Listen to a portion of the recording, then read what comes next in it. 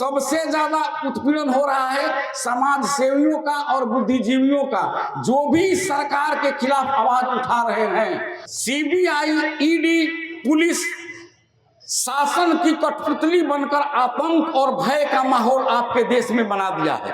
जो बाबा साहब को मानता है वह ब्राह्मणवादी और जो हमारे प्रतीक हैं देवी देवताओं के, उसको कभी नहीं मान सकता है। अगर वह मानता है तो असली नहीं नकली अम्बेडकरवादी है।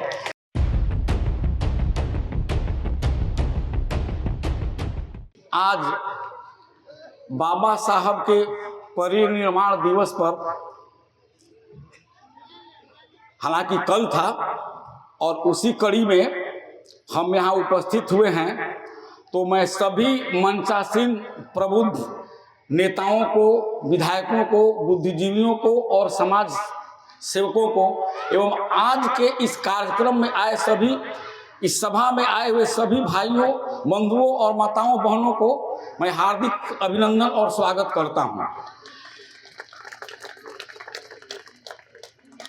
बाबा साहब, अगर कोई, मैं यहीं से अपनी बात शुरू करता हूं कि यह लड़ाई जो है हमारी दो विचारधाराओं की है, समाजवाद और फासिस्टवाद, या हम इसे कह सकते हैं कि ये संविधान की लड़ाई है हमारी और मनुवाद की लड़ाई है। बाबा साहब ने जब 22 प्रतिज्ञाएं ली थी तो उसमें उन्होंने कहा था कि हम ब्रह्मा, विष्णु और महेश को हम कोई देवी देवता नहीं मानते हैं और इनकी मैं पूजा नहीं करूंगा। तो मैं इनकी इस बातों में नहीं जाऊंगा। कहने का मतलब है कि जो बाबा साहब को मानता है वह ब्राह्मणवादी और जो हमारे प्रतीक हैं देवी देवताओं के, उसको कभी नहीं मान सकता है। अगर वह मानता है तो असली नहीं नकली अम्बेडकरवादी है। तो जितने लोग इस सभा में अगर कोई टीका लगाकर आया हो या कलावा बांध करके आया हो तो वह अम्बेडकरवादी हो ही नहीं सकता है। अगर वो अम्बेडकर को समझना है तो केवल और केवल उनकी 22 प्रतिज्ञाओं को पढ़ ले, नेट पर भी उपलब्ध है। इसके बाद अपना वह आकलन करे कि हम कैसे इस देश से लड़ाई लड़ेंगे। सभी हमारे पूर्व के वक्ताओं ने संविधान पर खतरा बतलाया, ये बात सही भी है भाई।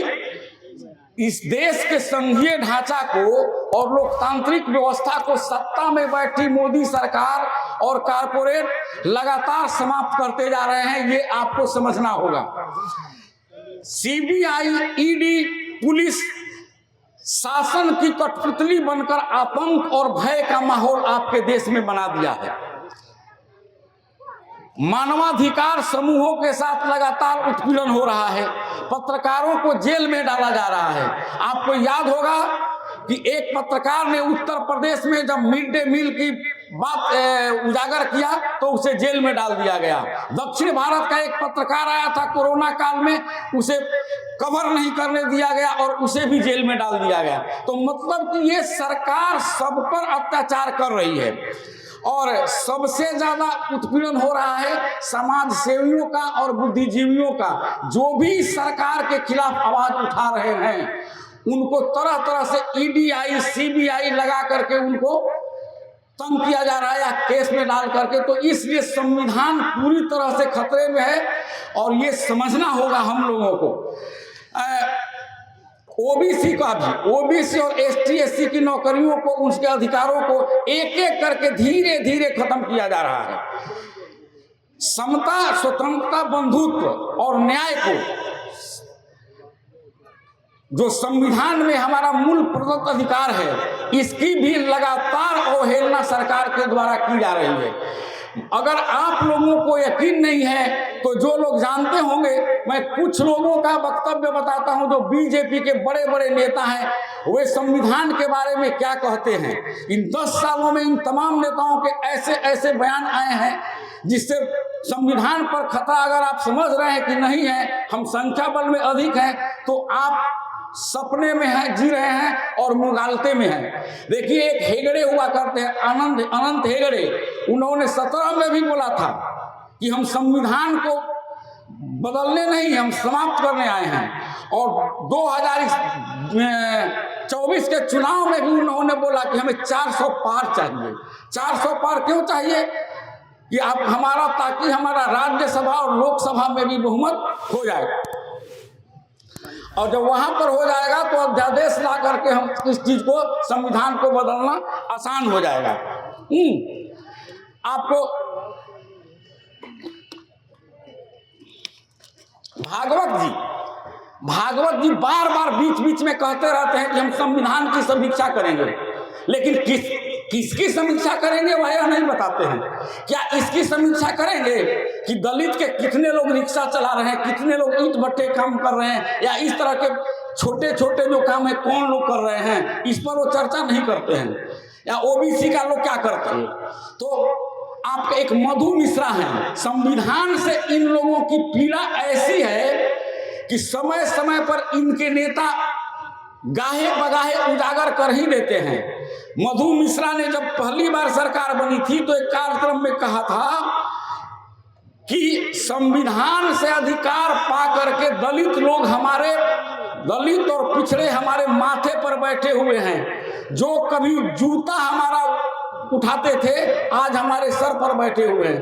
तो ये समझने की हम लोगों को जरूरत है। सुब्रह्मण्यम स्वामी भी बड़े नेता हैं, ये सारे बीजेपी के नेता हैं। सुब्रह्मण्यम स्वामी ने भी कहा था कि भाई हमको संविधान को हम ऐसा कर देंगे कि इसका होना और नहीं होना दोनों बराबर होगा, और इसे हम देख रहे हैं, हम व्यवहार में देख रहे हैं। आप लोगों ने देखा होगा कि समाज का जो संविधान का जो प्रियम्बल है उसमें दो शब्द हैं जिसे इंदिरा गांधी के टाइम में जोड़ा गया था। एक है समाजवादी और दूसरा है धर्मनिरपेक्षता।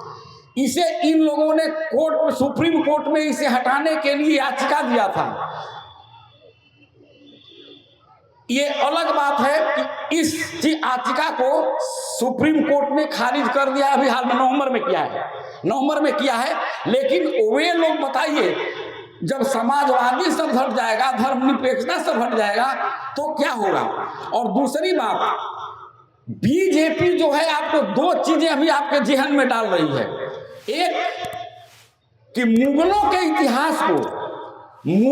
इतिहास को हिंदू और मुसलमान के बारे में प्रचारित कर रही है, और दूसरा जो जातियां जो बनाई गई है हमारी, इसके बारे में भी बीजेपी कहते रहती है कि ये जातियां हमने नहीं बनाई, यहाँ के लोगों ने नहीं बनाई। किसने बनाया?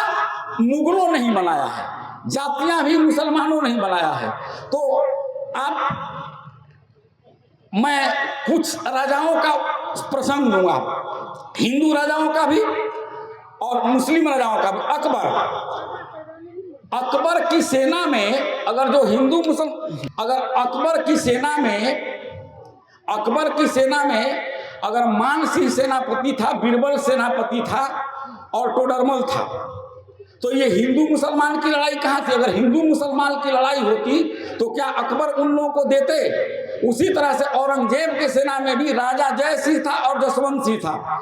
तो शिवाजी की भी सेना में और राणा प्रताप की सेना का भी सेनापति हकीम खां सूर था। तो मित्रों, मैं यह कहना चाहता हूं कि यह जो लड़ाई है हिंदू मुसलमान की लड़ाई नहीं है, बल्कि यह लड़ाई विशुद्ध रूप से उस समय जो लड़ाई थी वह सत्ता की लड़ाई थी। लेकिन जब हमारा संविधान बना तो उसमें सबके लिए व्यवस्था की गई, बिना धर्म, जाति, कास्ट, क्रीड को छोड़ करके। और दूसरी बात कि कौन हु अगेंस्ट द रिजर्वेशन की चर्चा हमारे बहुत सारे लोगों ने की। तो भाई बताओ, जब मंडल आयोग लागू हुआ था तो क्या मुसलमानों ने आरक्षण का विरोध किया था? ये सवाल आप पर छोड़ता हूं, आप इसे खोजें। 2006 में जब सेकंड मंडल लागू हुआ था तो क्या उसे मुसलमानों ने विरोध किया था? क्या राष्ट्रपति को मंदिर के गर्भगृह में नहीं जाने दिया, क्या उसको मुसलमानों ने किया था? मुख्यमंत्री, ओबीसी मुख्यमंत्री के आवास का शुद्धिकरण किया गया, क्या उसे मुसलमानों ने किया था? ये सब सारे सवाल हैं जो आपको समझने में आसानी होगी कि यह सरकार क्या कर रही है।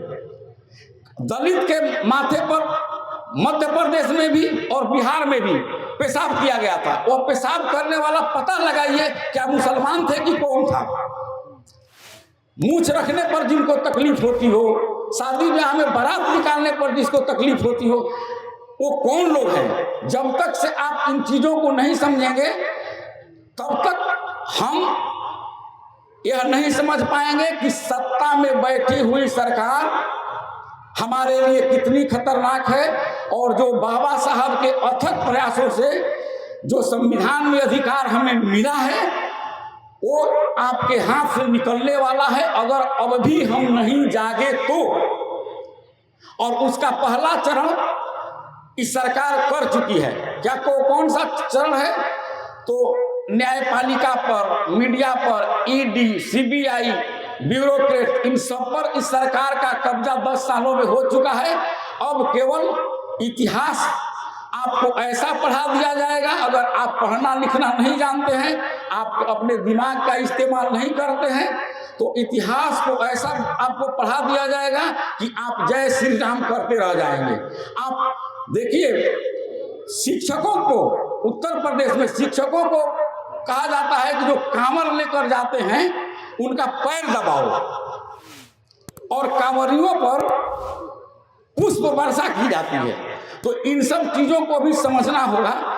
इसलिए मैं अपनी वाणी को यहीं पर विराम देता हूं, क्योंकि हम अपने बाकी सारे समय को प्रोफेसर रतनलाल और माननीय विधायक अरुण जी को देता हूं। जय भीम, जय भारत, जय विज्ञान, जय संविधान।